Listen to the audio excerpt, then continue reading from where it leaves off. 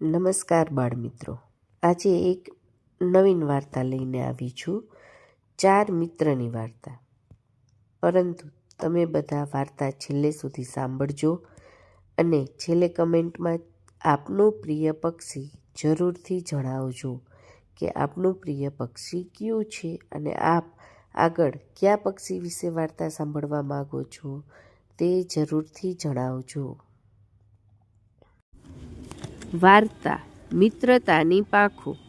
એક હરિયાળા જંગલમાં 4 મિત્રો રહેતા હતા. નાની એવી ચકલી, બુદ્ધિશાળી પોપટ, ગૌરવશાળી મોર અને દિલથી ખૂબ જ સારો એવો કાબર. ચકલી ખૂબ નાની હતી પણ ખૂબ જ ચંચળ અને મદદગાર. પોપટ બધું યાદ રાખતો અને સારા નરસા વચ્ચે ફરક સમજાવતો. મોર સુંદર હતો પણ ક્યારેક પોતાના રૂપ પર ગર્વ કરતો. અને કાબર એકદમ શાંત સ્વભાવની, ઓછું બોલતી અને દિલથી ખૂબ ખુશ રહેતી અને ખૂબ જ સાચી મિત્ર હતી. એક વખત એક ઉનાળામાં ખૂબ જ તાપ પડ્યો. નદી સુકાઈ ગઈ, વૃક્ષો સુકાવા લાગ્યા અને બધા પક્ષીઓ ચિંતામાં પડ્યા. ચકલી બોલી, જો આપણે કંઈ ન કરીએ તો બધા પ્યાસે મરી જઈશું. મોર બોલ્યો, હું તો નૃત્ય કરી શકું છું પણ પાણી તો લાવી શકતો નથી. પોપટ બોલ્યો, સમસ્યા પર વિચાર કરીએ, ફરિયાદ કરીએ નહીં. એ જ સમયે કાબર ધીમેથી બોલી, મને યાદ છે, પહાડ પાછળ એક જૂનું તળાવ છે પણ રસ્તો મુશ્કેલ છે. બધાએ એકબીજાની સામે જોયું.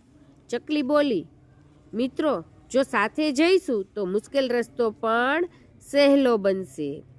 4 મિત્રો નીકળ્યા પહાડ પાછળ રસ્તો શોધવા, પાણી શોધવા.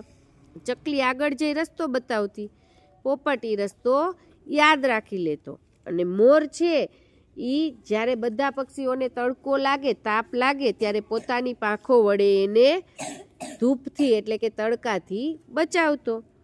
અને કાબર આ બધાને સંભાળતી આગળ વધતી. અંતે તે બધાએ તળાવ સુધી પહોંચી ગયા. ત્યાં પાણી હતું. બધાએ આનંદ કર્યો, પાણી પીધું અને બીજા પક્ષીઓ માટે પણ પાણી લઈ આવ્યા. થોડો સમય થયો, વરસાદ પડ્યો, જંગલ ફરી હરિયાળું બન્યું.